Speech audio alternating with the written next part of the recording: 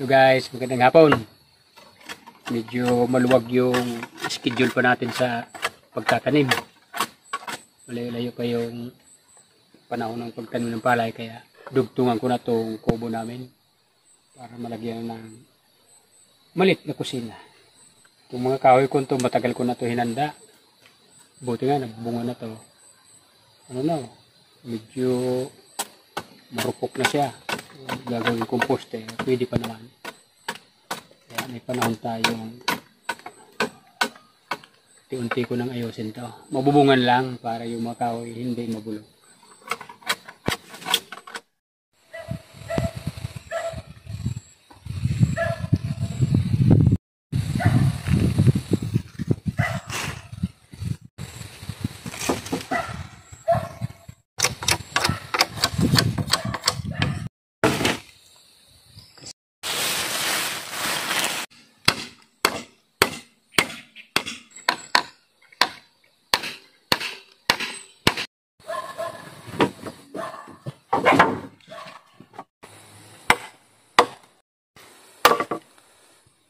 Yung lagari ko kasi puro mga antik na nagpakaputol na. May hiram ako dyan sa kinakapatid yan, naputol din. Kasi pag puputol ka, minsan yung tawag sa amin pihit, pag masikip na tutulak na tutulak. Pag biglang umipit, nakaw, doon nagkakaputol-putol yung mga antik na lagari. Kaya ito, itak na lang gamit natin. Walang ipit yan.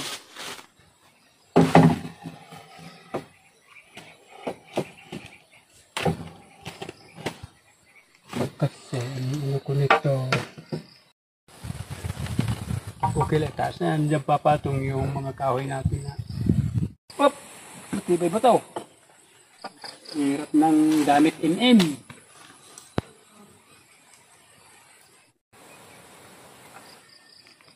Maiksi ang martilyo, pero nakakapukpok naman.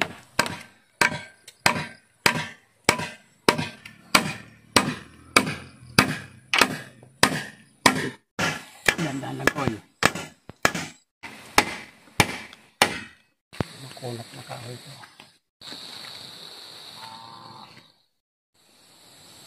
Puste.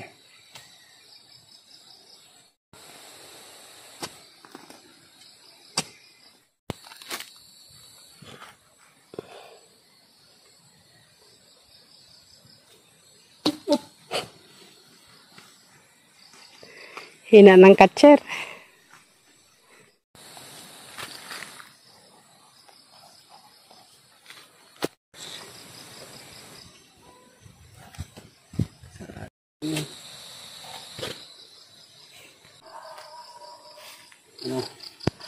Balutin mo ng plastic ang puno.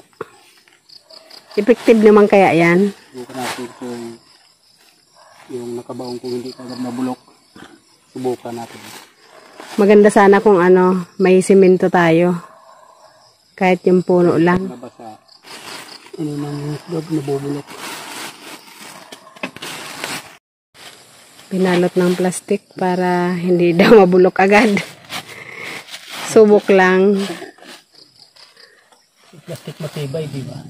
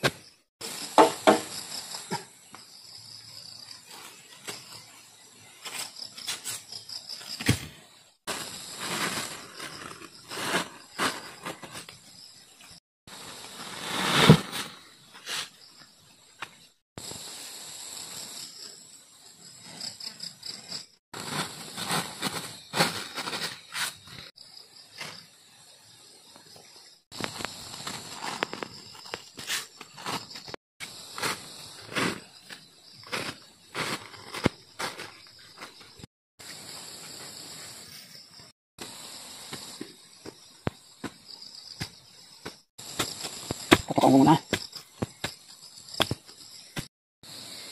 Tapos, nalaga sa din pamako. Ang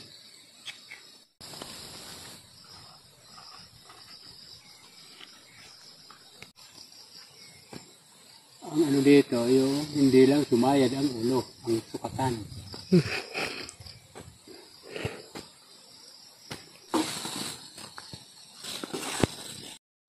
Ganyan siya.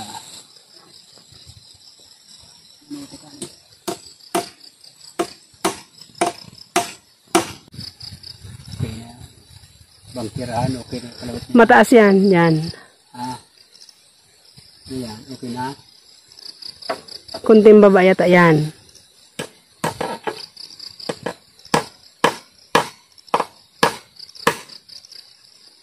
Pop!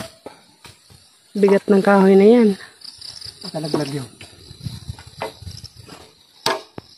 Tama na pako.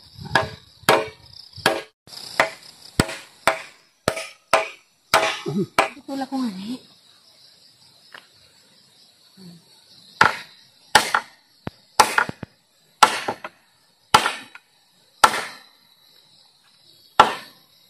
Okay.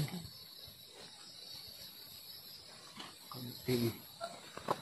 Tulak-tulak.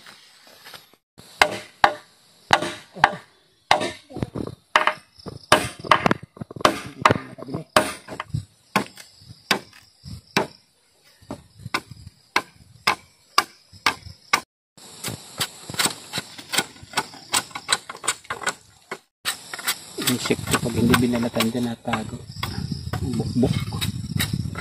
Kailangan mabalatan. Ang anay, dyan din nagtatago. Ganda. Yan, kahoy na kinukuha mo nung naputol yung lagari. Matigas yan. Matigas to. Makunat to pag natuyo. Anong kahoy yan? Gom. Salinggugon. Salinggugon. Yung puti. Nasasabi. Kaya na yun na may dahon na parang mahaba. Yung salinggugon na. Yung malambot ang katawan. Ito makunat to pag natuyo. Singko na to nung mga ayaw magsibayad sa tindahan. ito ang katulad. Katumbas. Kaya maganda rin ang makunat at pakinabangan din. Sa ibang bagay. Pero pag makunat magbayad, nakaka-stress. Kaya stress ba yun? Oo, stress na stress ako niyan. Kasi kakapiranggot lang kita ko, uutangin pa. Talaga, may tindahan, ano rin. Pag marunong bumayad, hindi sila nabibigo sa akin. Pero pag hindi talaga marunong bayad, ang unang utang niya, hindi siya nagbayad, pangalawang utang niya, wala na talaga. Hindi ko nabibigyan. Binata ko na, mahilig ng mga utang. Ano inuutang mo? Katulad ng mga gin. Number 1 pag binata kang utangin yan, gin. Gin talaga. Yun ang utangin talaga ng mga binata. Binata, may asawa. Yun ang number 1 na utangin. Wala kang bigas. Hindi ka mangungutang kung walang bigas. Pero ang gin, uradong uutang ka. Hanggat maaari ayoko sana magpautang sa may asawa. Mahirap magbayad ang may asawa. Binata kadalasang umuutang sa akin. Mga kabataan, binibigyan ko kasi nagbabayad naman. Kaya mga alaga natin doon, baka nagsihapo na. Malilim na yata. Oh. Balikan na lang natin daw. Sige na, pakainin mo na muna. Kawawa. Hapon na. Mga iyon. Ako naman, magpapaningas ako dito kasi dito ako magasalang ng sinaing. Dadalhin ko dito, isasalang na lang. Kaya kailangan makapaningas na muna ako. Halika na. Madilim na, baka hindi na makita ng mga alaga mo. Papadilim na. Balikan na lang natin. Pagbalat dito. Guys, dito tayo magsasalang ng sinaing. Kasi habang gumagawa si Banong, dito rin ako. Oo, paniningasin ko lang to. Kukuha ako ng bigas doon. Dadalhin ko dito. Ready to salang na. Guys, papadilim na. Kaya lang nagbabalat pa rin si Banong para kahit papaano makalagay pa kami ng 2 pahaba dyan. Dito. Kasi bukas may pasok na yata. Uuwi na ako.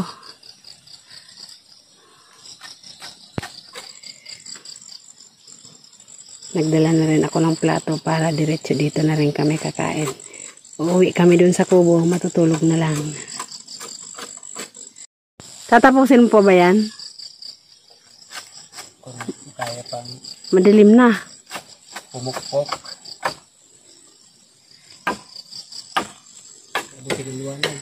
Gandang panggatong tong ano.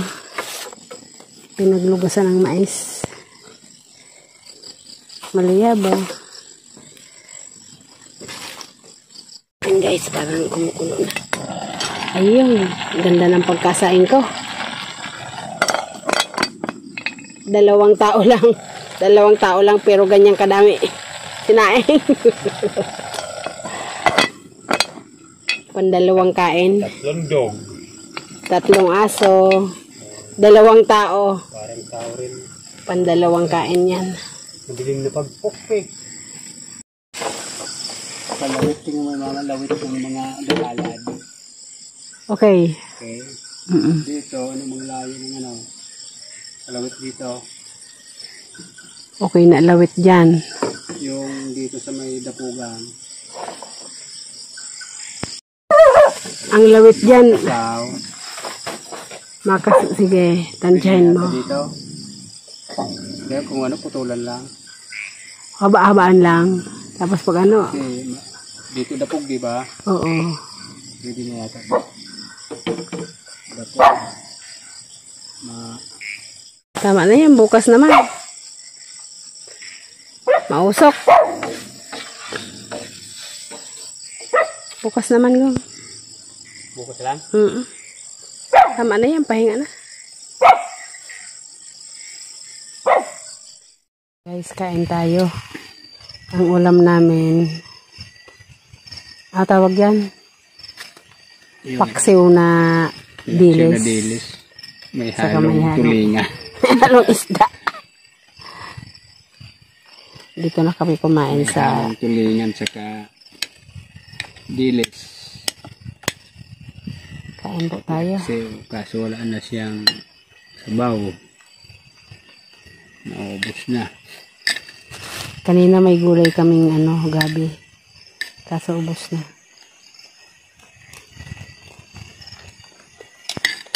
Meron kaming isang saging.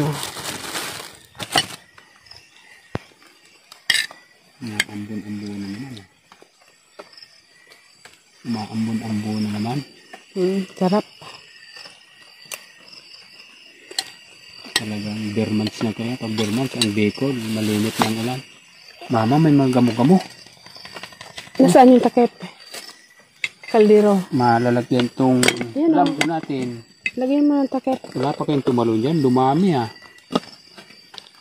Ilayo mo po ilaw. Patali ko doon. Kasi inaano niyan liwanag.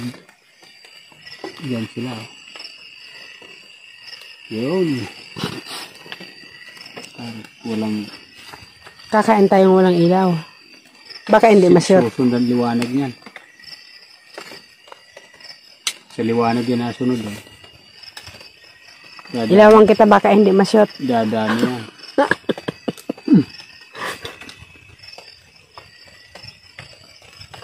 Mang-alaw ka. Kain na. Kain guys. Dito na kami kapunan sa kubo. Dito na kami kinabi. Ako kung idos. kubo talaga, wala tulog na lang.